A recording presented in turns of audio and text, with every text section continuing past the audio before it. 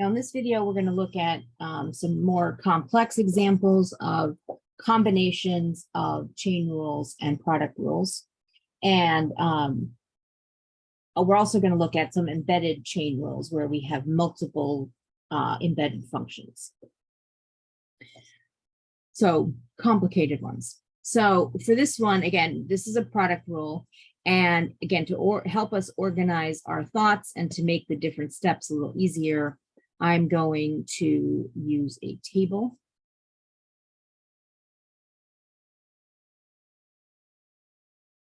So I'm going to insert the table. And since this is a product rule, now I'm going to have to do the derivative of the square root of x as a power rule. And so I'm going to rewrite the exponent as 1/2. And then the derivative is going to be 1/2 x to the negative 1/2. And at this point, if I wanted to rewrite this, I could rewrite this as 1/2 square root of x. It depends on how you want the thing to appear in your final answer. If you rewrite it here and before you recombine it, then it will be a little easier instead of having to do the algebra after you do the recombinations. And then g of x is equal to tan x cubed. And this is where we have our chain rule. And so g prime of x is going to be, now what's the derivative of tangent? The derivative of tangent is secant squared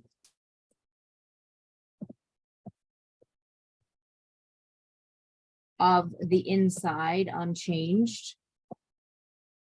And then outside, the derivative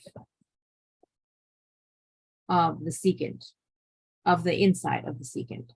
So again, you're taking the derivative tangent of something. You don't change the something first. And then you take the derivative of the inside and multiply it on the outside. And again, I'm just rewriting this because this version is a little bit confusing. Some people will think that you're multiplying inside the secant, but in fact, you're not. So it's more common to put expressions like this in front of the secant function so that it's very clear that it's not inside the secant. We could also put parentheses around the x cubed, but this is sort of more typical and it requires fewer characters. And math people are fundamentally lazy. We want our answers to be right, but we want to work as little as possible. And finally, then for the product rule, we then do our cross multiplications.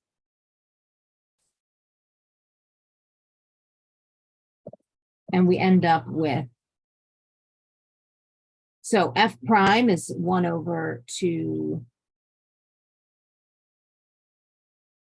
square root of x, and then times the original g, which we could write in the numerator since that is multiplying by 1.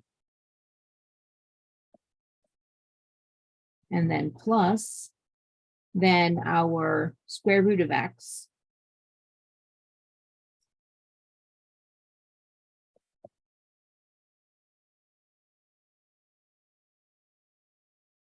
and then our g prime. So 3x squared secant squared x cubed. And if we wanted to simplify this second expression, then we could combine the x's. Certainly, if we had to take the derivative again, then we would want to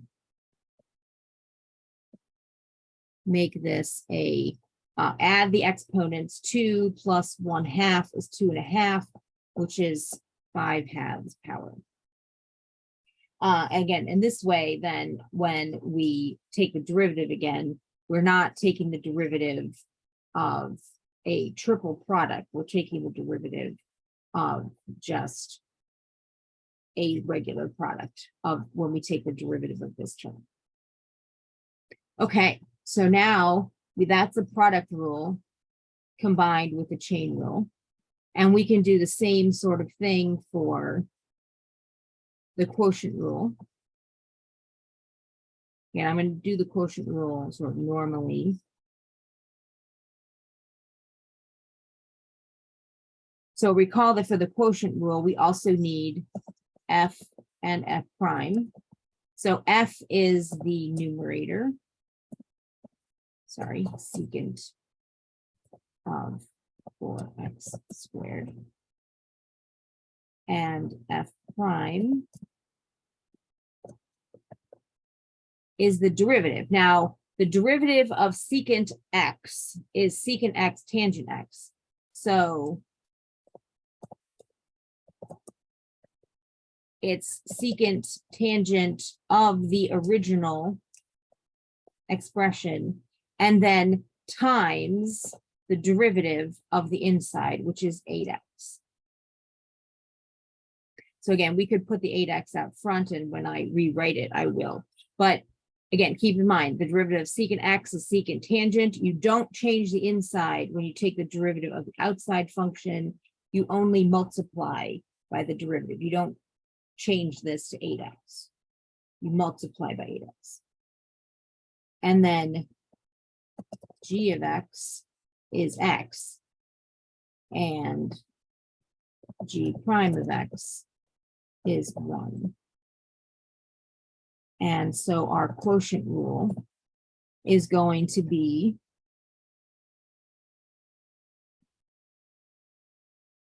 now here again, the order is going to matter because it's the quotient rule. The order is going to require us to have f prime times g first. So if I put out my x times 8x, I'm going to get 8x squared. Get back inside my function, 8x squared. And then secant 4x squared tangent 4x squared. So that's 8x times x to get the 8x squared. And then minus 1 times secant of 4x squared. And then all of that divided by x squared. Now be careful when you cancel. This x squared can't cancel with that because there's no x squared in front of the second term. You would have to separate these into two separate fractions, and then you would still end up with one term with a denominator.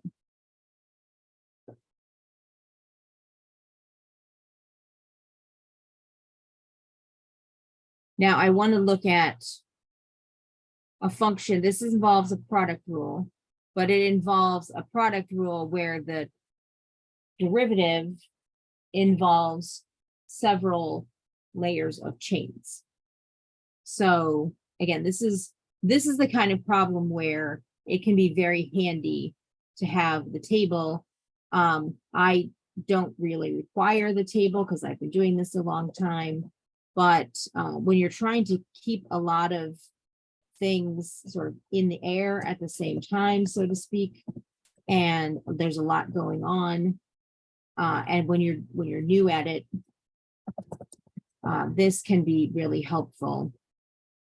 And sometimes even if you've been doing it a long time, and just to try to keep track of something that's very complicated, it can be useful. So our f function for this product rule is e to the 2x.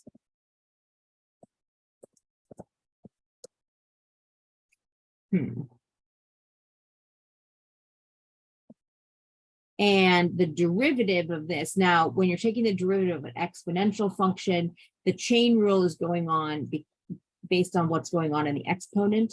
So remember that this would be e to the 2x, but then times 2, because the derivative of the exponent is not 1, it's 2. If this was e to the x, the derivative of x would be 1, and so there would be no chain rule. Or it would be a null chain rule, so to speak. Now for g of x, we are looking at the cotangent of log of x squared plus 1. So we've got a lot going on here. So let's first think about the cotangent is the outside function. So the derivative of cotangent is negative cosecant squared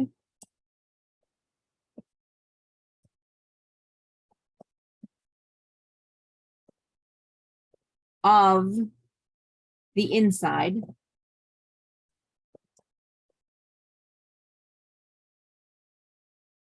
and then the chain rule says, okay, so now I want to look at log of x squared plus 1, and the derivative of a log function is 1 over the x squared plus 1, the inside.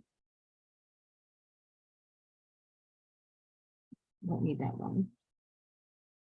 Times the chain rule for the derivative of the inside. Times the derivative of x squared plus 1 is 2x.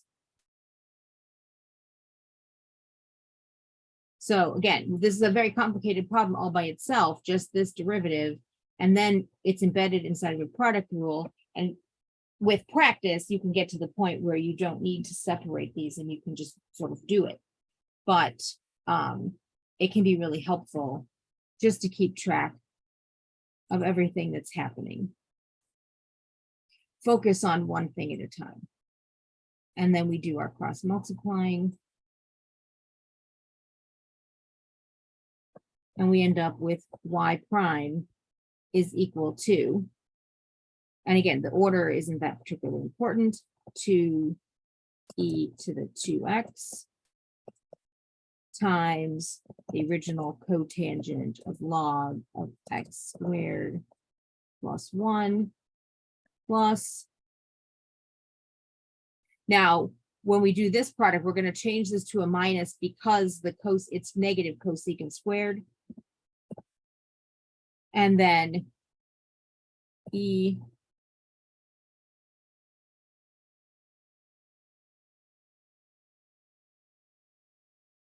to the 2x, and then times 2x over, let's see, cosecant squared log of x squared plus 1 divided by x squared plus 1. I think it's more typical to put the 2x out front.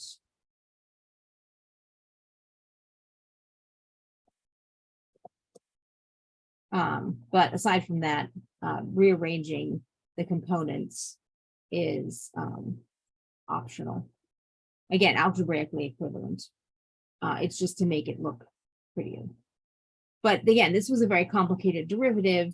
It's much easier to do it sort of separately and then put it together with the other components.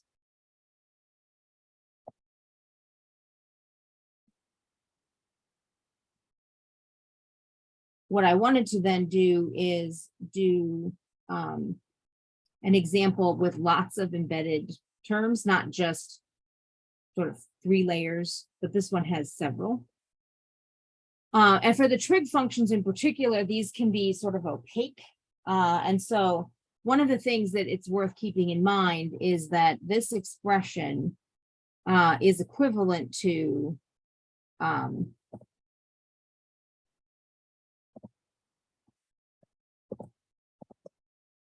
with the 4th power on the outside, cosecant of cosine cubed x squared minus 1. Now we'll talk about the cosine, the cosine in a second. But the thing to keep in mind is that first you're taking the cosecant of some stuff, and then you're raising it to the fourth power. So the very last operation, outside function in this expression, is actually the fourth power. It's not the cosine, the cosecant. So that's the first important thing to keep in mind. Now, when we do this derivative, we're also going to have to worry about that cosecant cube, because we'll have to do the cube before we handle the cosine. But first things first, the first thing that we have to deal with is this outside power. So y prime. So we're going to start with the fourth power. So it's 4 times this parentheses. Again, that whole inside, and then reduce the power by 1. Then you look inside, and I'm going to use the curly brackets here. Then you take the derivative of the inside, and the inside now goes down to the level of the cosecant. So the cosecant is the next thing that we have to tackle. Now, when we do the next chain, the front part doesn't really do anything.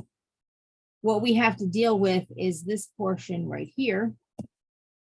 We have to multiply by the next derivative.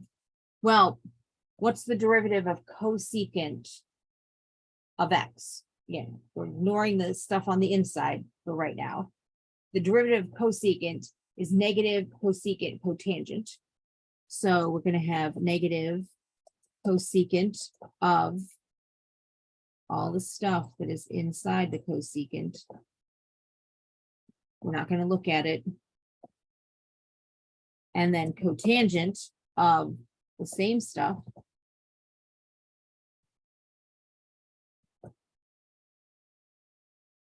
And then we look on the inside and we say, okay, so now I need to take the derivative of that next level of stuff.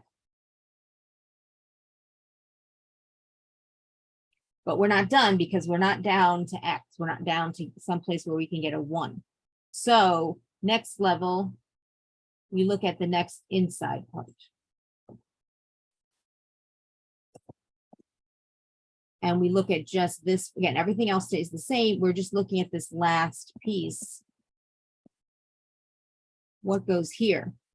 Well, again, kind of keep in mind that this expression is equivalent to something cubed. So the next level of the function we have to deal with is not the cosine, it's the cube. So we get 3 cosine squared of x squared minus 1.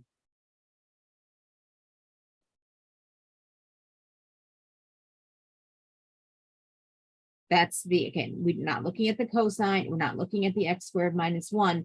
We're just looking at the cube.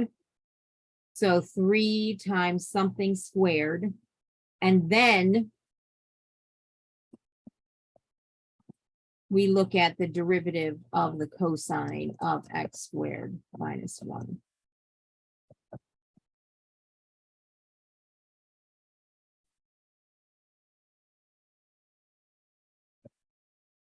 That broke in a weird place, but here we go. It's very long.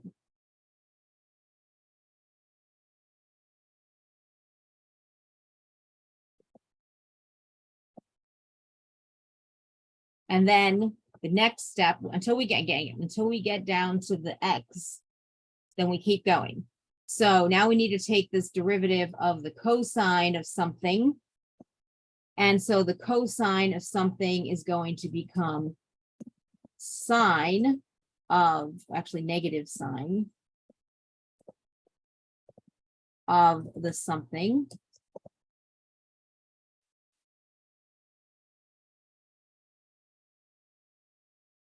And then we still have one more something prime.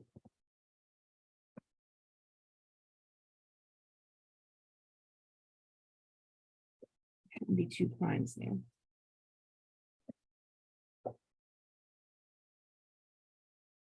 And then finally, we can take the derivative of x squared minus 1 and get to the final level where we're just left with x. And the derivative of x squared minus 1 is 2x. And yes, this is crazy. And none of these are really going to simplify because the trig function, so even though you might think like sine and cosecant can cancel because they're reciprocals of each other, they actually can't, because like this one is raised to the cube power and it has a different angle on the inside. It's cosine cubed x squared minus 1, and this one has only x squared minus 1. So they're not, you can only cancel with the same angle, with the same argument. So those can't be reduced. And same thing for all of these other expressions. They all have different interior functions, and so they can't be simplified any further, really, than what they were. Kind of the most that you could hope to do here, you could maybe rewrite your cube as cosecant cubed.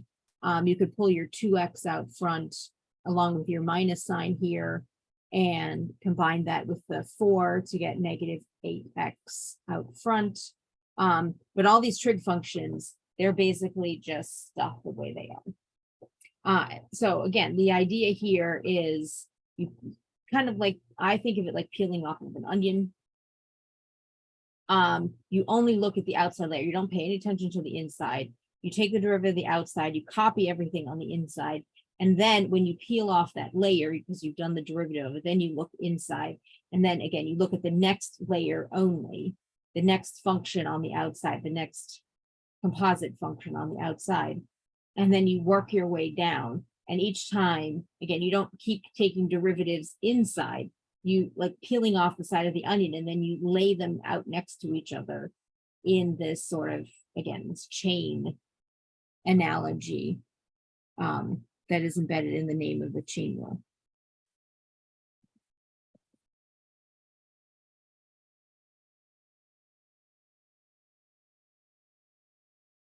And then the last example, or another example that I had thought that would be worth looking at, is a combination of product rule, chain rule, and quotient rule all together. Now, when you start doing product rule, quotient rule combinations, or if you're starting to do like 3 product rules, then it can be helpful, again, this table, and then maybe 2 tables or an embedded table. So for this particular problem, the sort of outside structure is the quotient rule. So we're going to start there. So our f is the top function, e to the x sine x squared. And the bottom function is just the denominator, x cubed minus 6. Now the derivative of the g is really easy. G prime is 3x squared. Where things are more complicated is in finding f prime. Now, in this particular case, what you could do is you could have another table. And since we've already used f and g for the product, for the quotient rule portion, we can say, let's say p and q, e to the x, just call it something else, and q is the sine x squared.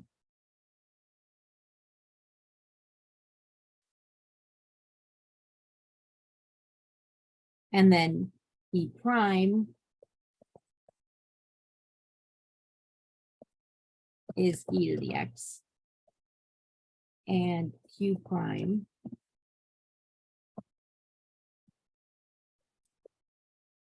now this is our chain rule, so we would get cosine x squared times the derivative of x squared, which is 2x. And I'll put in front just so that it's clear it's not multiplying inside the trig function. And then to get your f prime, then you're going to cross multiply here.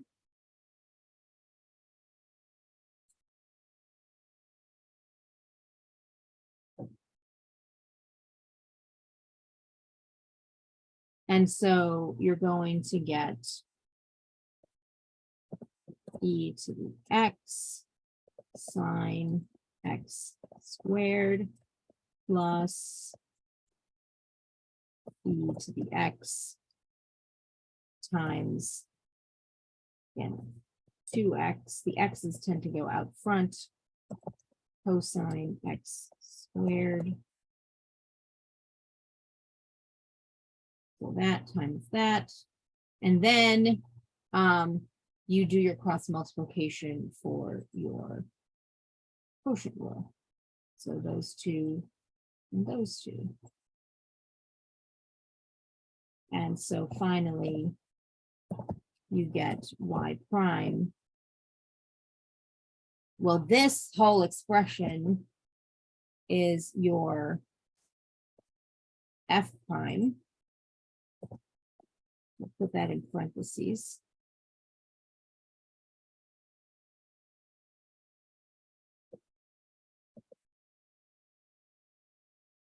What the heck? Try this again. There we go. Put all of that in parentheses.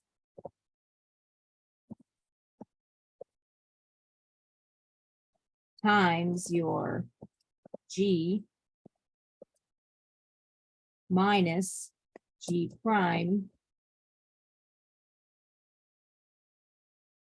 times f. And then all of that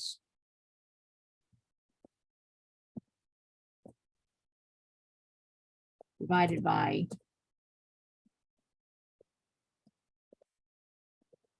x cubed minus 6 squared. And again, the same strategy can work for triple products. There you can derive a triple product rule, which is actually quite straightforward. But if you're doing a triple product and you don't have the rule in front of you, you can do the same thing with a triple product. You can set one of these to be your double product, and then again, have an embedded or a secondary table to do the product rule embedded inside the product rule, and then reconstruct everything sort of backwards from your breakdown, build up to your composite derivative, basically, and then use that to build the outer one that you need.